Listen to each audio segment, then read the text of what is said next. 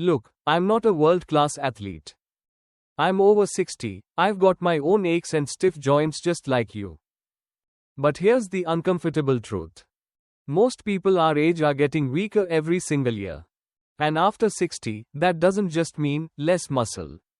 It means higher fall risk, slower recovery, more hospital visits, and slowly losing your independence.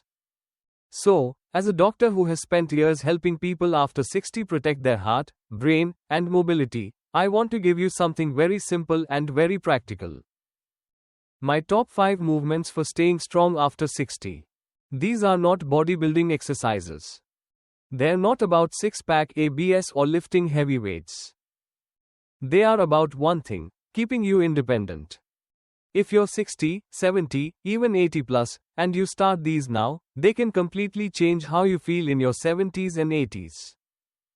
I've worked with hundreds of older adults.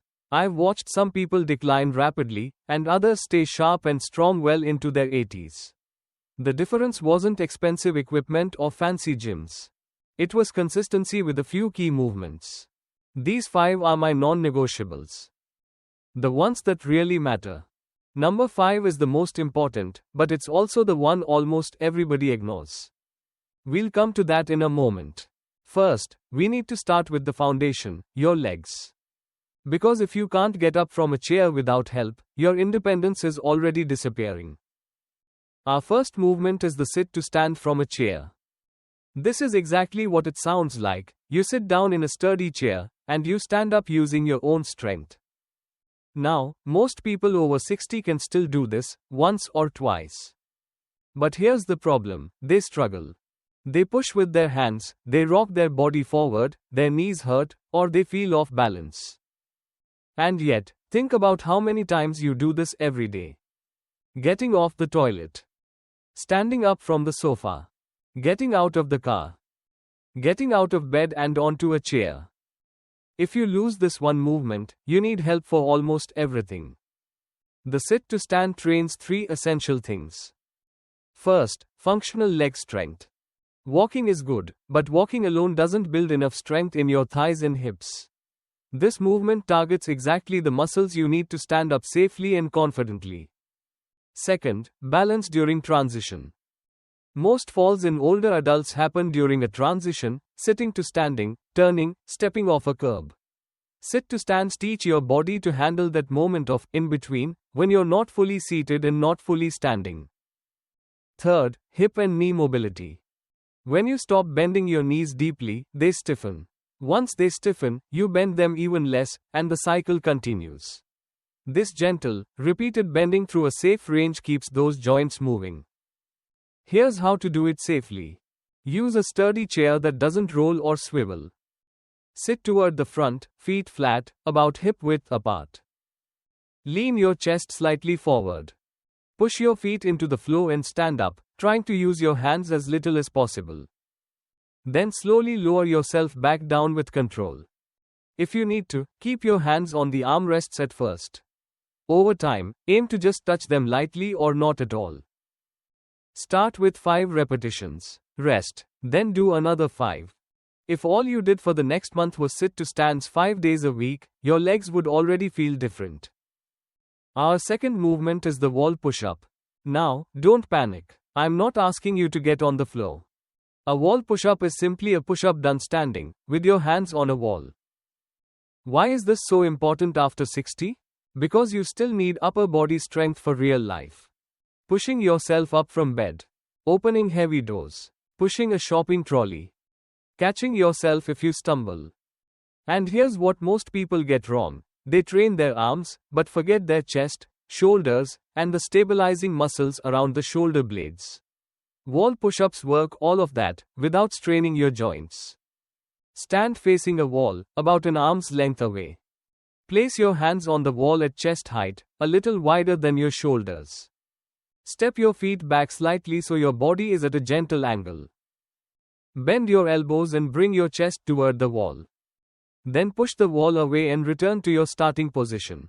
Keep your body in a straight line from head to heel. Don't let your hips sag or your head poke forward.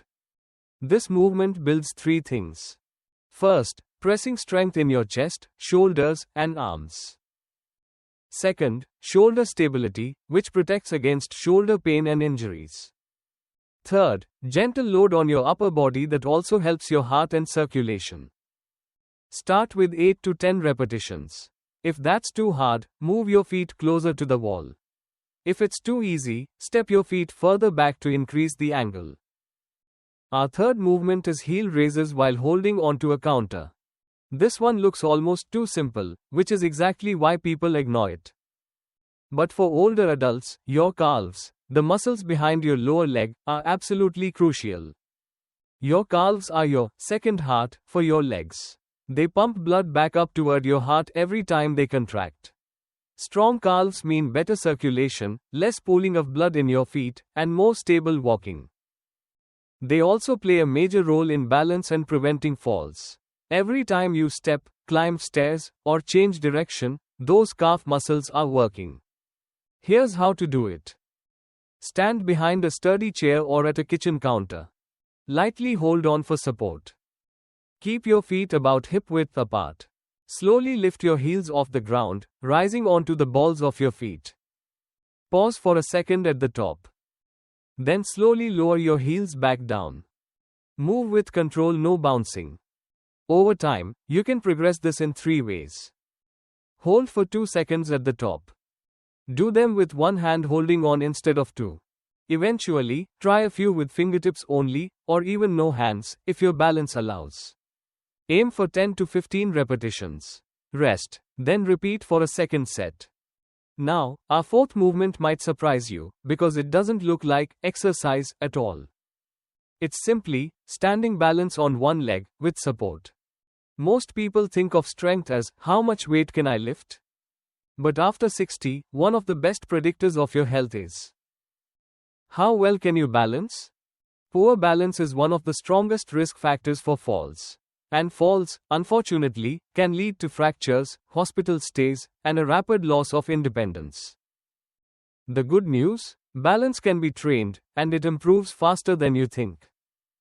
Stand next to a counter or sturdy chair.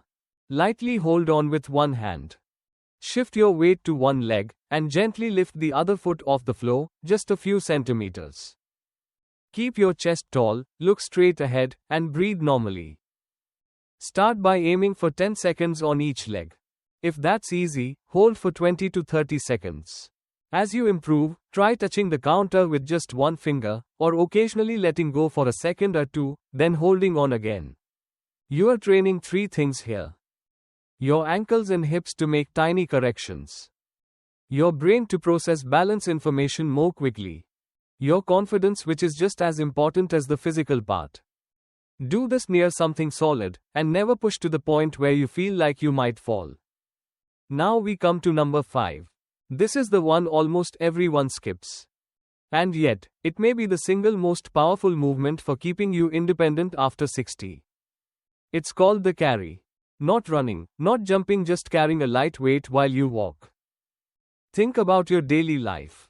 Carrying groceries. Lifting a small suitcase. Holding your grandchild. Moving a bucket, a bag, or a stack of books.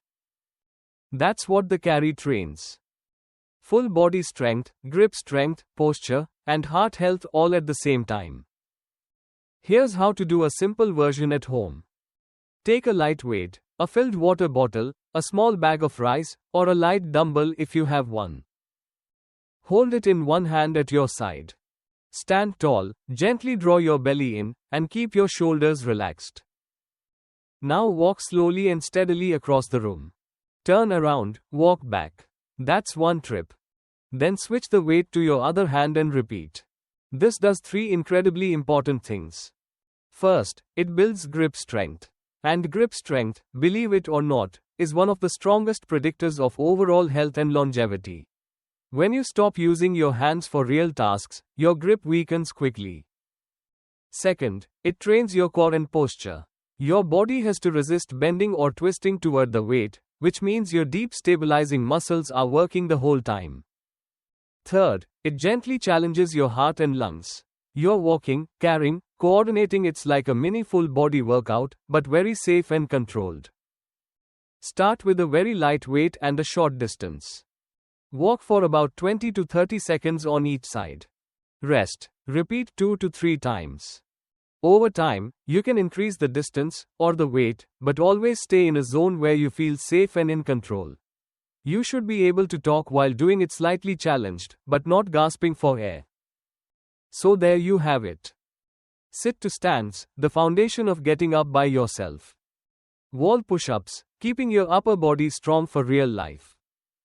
Heel raises, your second heart and balance support. Single leg balance, fall prevention training for your brain and body.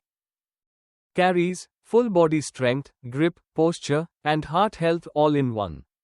These 5 movements are not flashy. You won't see them on fitness magazines. But they are exactly what your body needs after 60. And here's the key. Knowing them is not enough. What changes your life is practicing them slowly, safely, consistently. You don't need an hour a day. Even 10 to 15 minutes, 3 to 5 days a week, can make a huge difference over the next 6 months. Imagine this. You get up from a low chair without thinking. You walk upstairs without pulling on the handrail. You carry 2 grocery bags without feeling like your fingers will give out. You catch yourself if you trip, instead of hitting the ground. That's what we're training for. Not perfection. Not youth. Capability. If you're over 60, start where you are. If you need more support, use it. If you can only do 2 or 3 repetitions at first, that's fine. Your job is not to be perfect. Your job is to show up again tomorrow. Because 6 months from now, your future self, your 70 or 80-year-old self, is going to be very grateful you started today. If you're over 60 and you want to stay strong, steady, and independent, don't stop here. Hit subscribe so you don't miss my next videos on balance, heart health, and stroke warning signs. And tell me in the comments, which of these 5 movements will you start with this week? Sit to stands, wall push-ups, heel raises, balance, or carries? I read every comment, and your answer helps me plan the next videos for you.